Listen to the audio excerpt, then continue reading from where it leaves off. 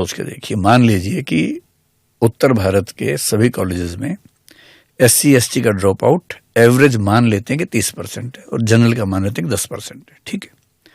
पर अगर एक खास कॉलेज में वो ड्रॉप आउट 30 से बढ़ के 45 हो गया हो, तब आप क्या करेंगे?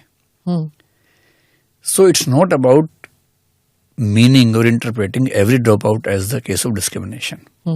But if the number of dropouts or percentage of dropouts in two different colleges is very much different, then we have to find out some other explanation.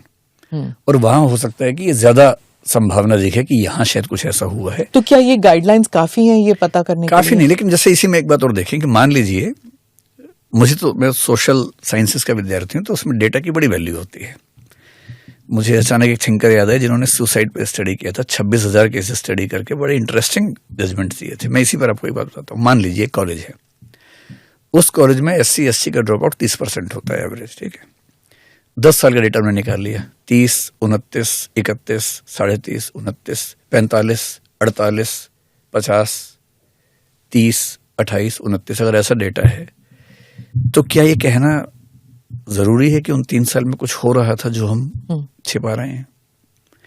So I am not saying every data will give you insights, but the differences, deviation in data can give you some insights. और ये insights भी हो सकता है कि actionable ना हो, कि आप सीधे किसी पे एक्शन ले लें, पर आप प्रोएक्टिव तो हो सकते हैं। और इस रेगुलेशन में अच्छी बात है कि इसमें बहुत सारे प्रोएक्टिव मेजर्स भी हैं। पिछले रेगुलेशन से प्रोएक्टिव कुछ भी नहीं था, उसमें सिर्फ एक एंटी डिस्क्रिमिनेशन ऑफिसर था और एक इक्वल अपॉर्चुनिटी सेल थी, नाम की थी। कितना अच्छा इसमें इक्विटी एम्बेसडर्स बनाए हैं। हर डिपार्टमेंट में, हर कैंटीन में, हर हॉस्टल में एक ऐसे व्यक्ति को अपॉइंट करेंगे जो भरोसेमंद है, जो वहां पर माहौल को ठीक रखने की कोशिश करेगा कि भाई झगड़े ना हो इस तरह के। फिर इक्विटी स्क्वाड वर्ड से मुझे दिक्कत हो रही है। हाँ। वर्ड थोड़ा बेहतर होना चाहिए था। इट साउंड्स लाइक कि आप पुलिस फोर्स लेके आ रहे हैं। हाँ, तो वर्ड गलत है, इनका वर्ड थोड़ा ठीक कर देना चाहिए इक्विटी स्क्वाड के बदले। लेकिन इक्विटी स्क्वाड इस काम के लिए नहीं जा रहे कि वो जजमेंट देंगे। आपने बीच में सब बोला, मुझे लगा कि आपके मन में ये भाव है। हाँ। इक्विटी स्क्वाड का काम ये नहीं है। पर जब स्क्वाड होता है ना, तो द मेंटालिटीज की ये डंडे लेके मोटरसाइकिलों में जाएंगे और इनका काम ये है नहीं। हाँ, इक्विटी स्क्वाड में रिप्रेजेंटेशन रखा है और क्या है कि जो उस कॉलेज के हिसाब से ठीक हो वो वहां की कमेटी तय कर लेगी। उसका काम सिर्फ ये है कि जहां जहां पर ये खतरा ज्यादा है, जैसे मान लीजिए किसी कॉलेज में दलित बच्चों की शिकायत है कि पानी हम पीते हैं तो उनको मना करते हैं, तो जहां पानी है वहां पर इक्विटी स्क्वाड के लोग बीच में विजिट करते रहे कि कोई ऐसा इंसिडेंट तो नहीं हो रहा। कुछ कहना नहीं है, केवल देखना है, हो रहा है तो वहां पर थोड़ा सा स्टेप लेना है। तो स्क्वाड शब्द थोड़ा ज्यादा भारी पड़ गया है। फिर इक्विटी कमेटी इसमें बहुत ही प्रोएक्टिव है। और असली बात, अच्छा ये सारे झगड़े जो हो रहे हैं, अगर मुझसे कोई पूछे, कल मैंने किसी को सुना तो वो कह रहे थे कि ये सरकार खुद करवा रही है, तो मैं इतना तो कॉन्स्पिरेसी थ्योरी में विश्वास नहीं करता ताकि रोल बैक हो। हाँ, क्योंकि सुप्रीम कोर्ट के दबाव में लाना पड़ गया। रोल बैक कैसे करें, तो हंगामा करवा दो ताकि रोल बैक करने का आधार बन जाए। कुछ लोगों ने, मुझे नहीं लग रहा, मुझे लग रहा है कि मतलब ये ऑर्गेनिक है। ऑर्गेनिक भी नहीं है, ऑर्गेनिक नहीं लग रहा। मैं जो कहूंगा बहुत अलग इंटरप्रिटेशन आपको लगेगी। मुझे लग रहा है कि यूनिवर्सिटीज और कॉलेजेस के जो प्रिंसिपल और वीसीज वगैरह हैं वो करवा रहे हैं इसको। क्यों करवा रहे हैं? इतनी कंप्लायंसेस इसमें जितनी आज तक उनको करने का अभ्यास नहीं है। इतनी कंप्लायंसेस है। पिछले वाले में क्या था, आप कंप्लायंसेस नहीं कर रहे, कोई पनिशमेंट नहीं, आर्बिट्ररी था ना। इसमें क्या है, ऐसी ऐसी चीजें कर दी हैं कि जो इक्विटी कमेटी है या इक्वल अपॉर्चुनिटी सेंटर है, EOC है बेसिकली, पहली कंडीशन है कि साल में 2 रिपोर्ट्स उसको अपनी वेबसाइट पे पब्लिश करनी है एवरी ईयर, जनवरी और जुलाई में। क्या रिपोर्ट है कि हमारे कॉलेज में स्टूडेंट्स में और स्टाफ में अलग अलग सोशल क्लासेस का रेशो कितना है, एग्जैक्ट नंबर्स बताने हैं।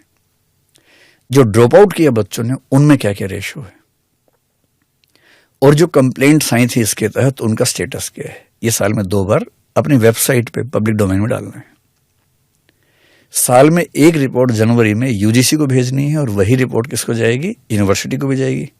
वही रिपोर्ट जो टेक्निकल उनकी है संस्था, जैसे ACITE है, उसको जाएगी।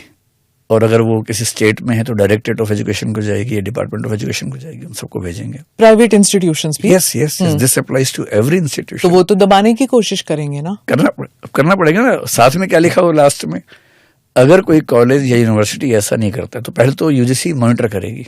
एक नेशनल मॉनिटरिंग कमेटी बनाने की इसमें बात लिखी है, जिसमें सारी संस्थाओं के लोग भी होंगे, अलग अलग कमीशंस के लोग होंगे, सिविल सोसाइटी के लोग भी होंगे, और वो जा भी सकते हैं चेक करने के लिए। हर इंस्टीट्यूशन को साल में एक रिपोर्ट सबमिट करनी है यूजीसी को, और अगर नहीं की तो 4 पनिशमेंट्स लिखे हुए हैं।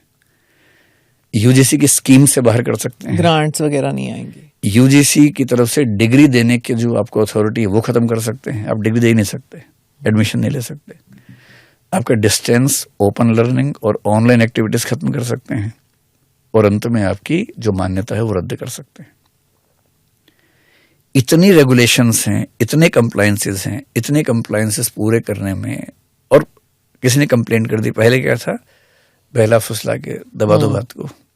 अब क्या है, जैसी कंप्लेंट आई, पहले कंप्लेंट केवल इन राइटिंग होती थी 2012 में, अब कंप्लेंट करने के 4 तरीके। पहले ऑनलाइन कर दीजिए, ऑनलाइन आते ही रिकॉर्ड्स में आ गया। भाई राइटिंग में तो आप समझा बुझा के मना कर देंगे, अब तो कंप्लेंट वेबसाइट पे आ गई है, ऑनलाइन आ गई है। या आप मेल भेजेंगे कोऑर्डिनेटर को, या लिख के देंगे, और या जो इक्विटी हेल्पलाइन है उससे फोन कर देंगे। 4 तरीके हैं।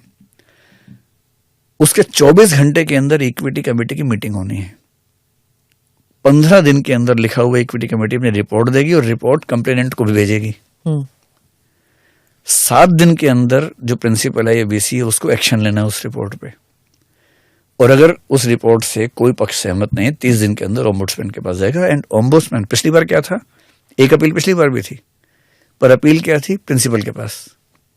टीचर ने गलत व्यवहार किया, आप अपील करेंगे तो प्रिंसिपल देखेगा उसको। मतलब पहले एंटी डिस्क्रिमिनेशन ऑफिसर रिपोर्ट बनाएगा, आपको ठीक नहीं लग रही, प्रिंसिपल से अपील कीजिए, प्रिंसिपल उस पर कार्य करेगा।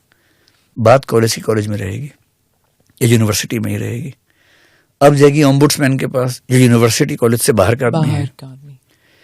इतने कंप्लायंसेस हैं कि यूनिवर्सिटीज को जो लोग चला रहे हैं, कॉलेज जो लोग चला रहे हैं, उनको देख के घबराहट हो रही होगी, और मुझे लगता है कि वो बहुत खुश होंगे कि किसी तरह से खत्म हो जाए। और इसलिए आप देखेंगे कई लोग क्या डिमांड कर रहे हैं, संशोधन नहीं चाहिए, पूरा वापस लो।